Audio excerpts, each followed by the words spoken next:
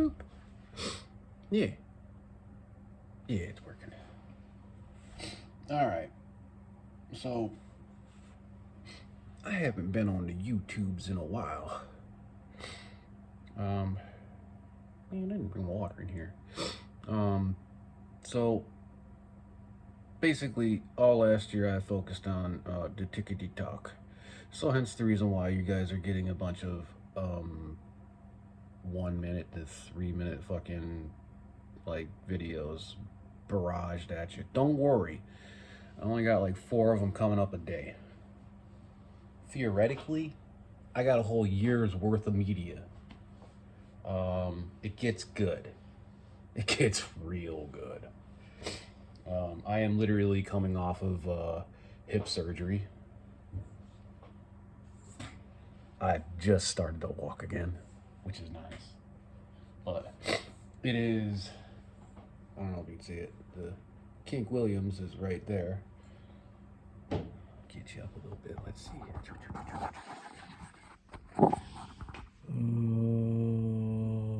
you can see it a little bit. That is the Kink Williams. And that is what put me in my Kink Williams wheelchair. Yeah. See, it's even got the help on the side.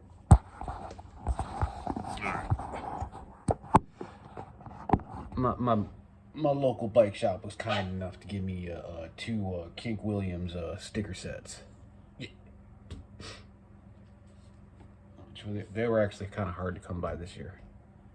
I really wanted the fucking box build ones because they're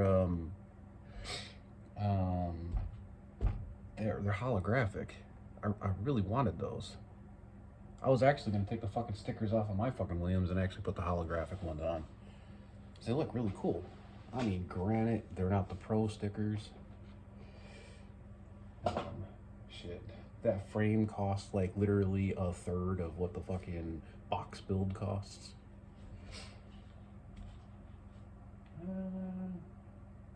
Yeah, over 1/3, but yeah. So that one took out my hip, and then in December, that one right there, the BSD freedom. That one damn near killed me. It was a G2 liver laceration, basically grade 2. Grade 3 is when they hook you up to dialysis and shit, and people are crossing their fingers. But yeah, it was a bad Smith that I don't know if I have them anymore. Hold on 1 second. I do have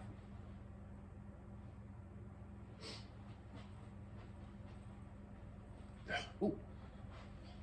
Yeah, occasionally I still get little jolts in the groin area from the muscles starting to wake back up. I'm trying to look at the camera, but I'm looking over here. Sorry. So these are Mission bar ends, and if you see that cut right there, if you see that cut right there, what happened was I did a Smith, and the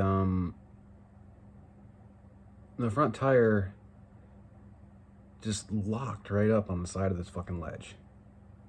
Like, I still to this day don't know how I did it. I do Smiths on my fucking 18-inch tall 16-foot ledge in my driveway. No fucking problem. Yeah, you'll see that later on in a video. No fucking problem. The ledge that I crashed on was a fucking, I don't know, like 12, 13 inches or some shit like that. Some baby ass fucking, it was a scooter booter fucking ledge, you know, them baby ass ledges. But the boys were fucking running it, and I was like, you know what? Nobody's running the bull, so I guess I'll go run with them guys. The bull's my thing. The park that we all go to at nighttime is a lit park, and I usually love riding the bull because that's the best time to ride it because there's no sun. Sun actually makes the bull really hard to ride, especially if the bull's got quarters, because you can't see the edge. And if you do see the edge, you usually got a glare. So kind of, it's a catch-22, fuck you up both ways. So I went in for a fucking Smith, like I normally do. Fucking leap on, lift up the rear, and fucking go for it. Front tire locked up, and the bike just basically like flatted out on the ground with the fucking handlebar like coming down like this. And because these are fucking soft rubber, I mean like soft rubber, I mean you saw how I was like flexing the sides.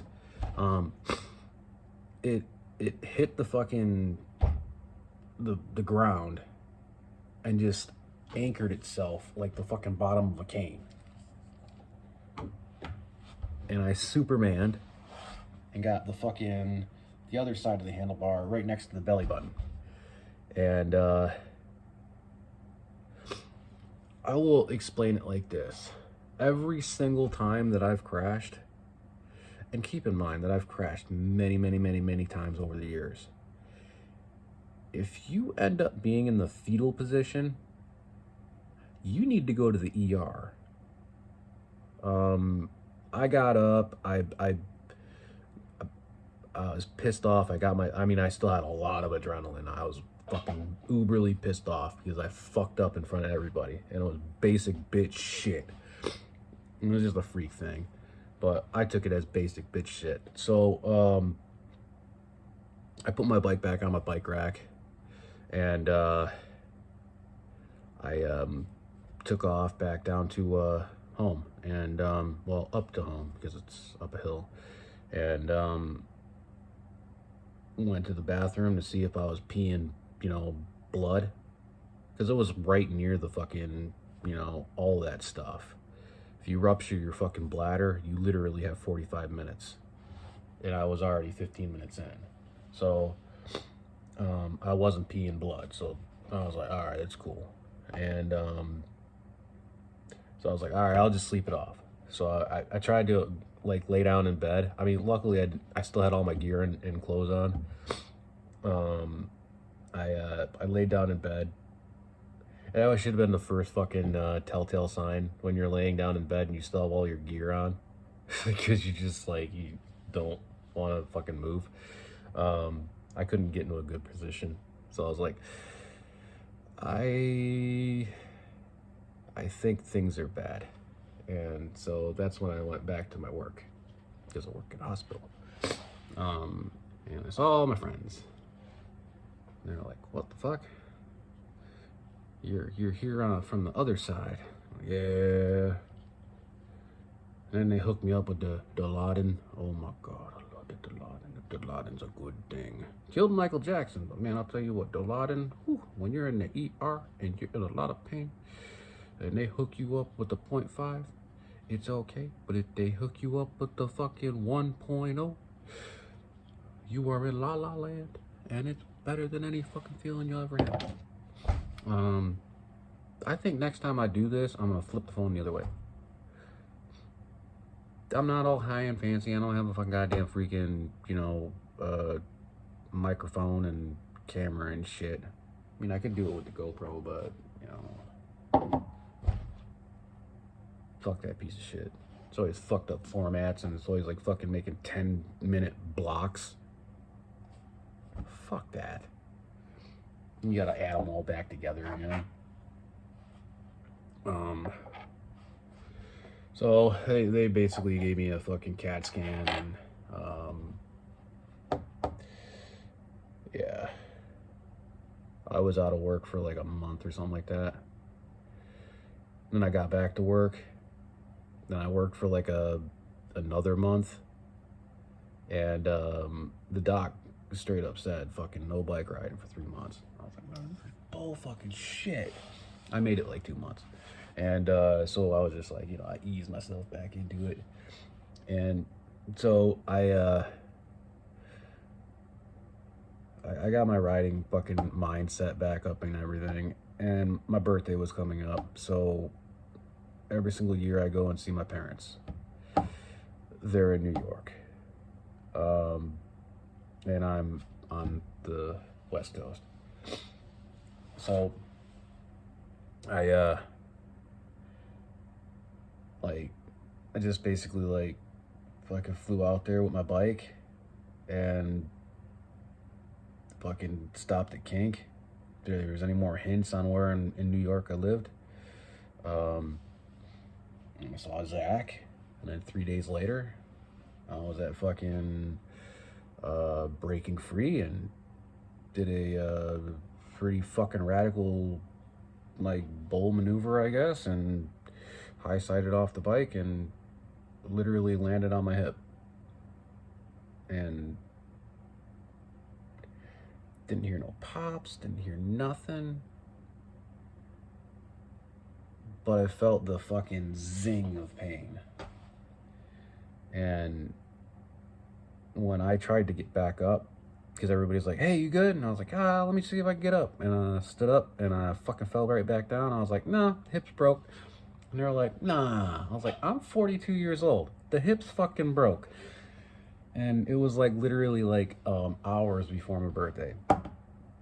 Like I was going to the skate park before my fucking birthday. It's just bullshit. So the story about that one is I was literally sitting at my parents' house for an extended month, which was great because I don't get to see my parents too often. So it was fucking phenomenal. I just got to hang around and bother my mom and my dad until he took off down to West Virginia to the house down there, and because they're building a house down there. So I was supposed to go down with them after my birthday and help them with that house, but can't do that when I'm fucking stuck up on a goddamn couch. So all right, I can't pause the video. Hold on 1 second. All right, that hurt. Hopefully you didn't see that. Okay, so I just went outside. I basically was stuck on the couch for like fucking, like literally a month. And I finally got to go ahead to actually fly. They put me on shit tons of fucking blood thinners. I had fucking the socks and everything. And I flew all the way back home. Got home. Oh, by the way, if you ever fly, bring a wheelchair, man. They fucking treat you like a VIP. I got my wheelchair right before I fucking left. And they just don't like you doing wheelies and speeding through the fucking airport. Yeah. Hey, you can take the BMX away from me, but you can't take it away from my soul. You know what I'm saying? So, I get home and basically for the last month, I've been, the first month, I should say, I was basically, lopped around the house, not being able to do anything. Even with the wheelchair. I got the wheelchair so I could actually do shit around the house.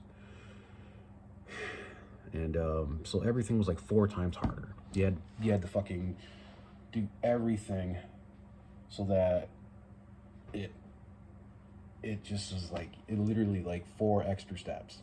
Everything. Make coffee in the fucking morning. Had to fucking wheel the wheelchair over with the water from the sink or the fucking water dispenser, and I usually use the water dispenser because it's got a hot feature on it, it preheats the fucking, it makes coffee real fast.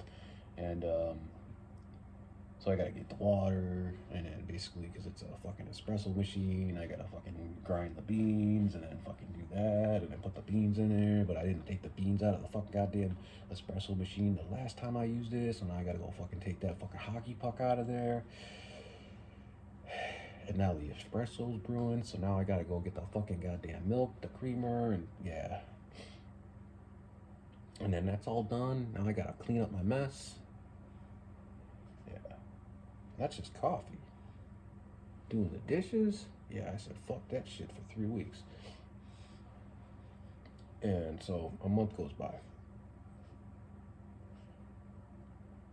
Wouldn't you know? Couldn't walk yet. You'll see the videos. Like I said, it was all on TikTok. I mean, if you want to go to TikTok, fucking be my guest, but I'm not dealing with that shit no more. Originally, actually, I took that guy out. Hold on. Yeah, there we go. This guy, the 415 FB, as I like to call it, because I can't say the name or I'll get a strike. Because, you know, I'm saying bad things about diabetics, allegedly.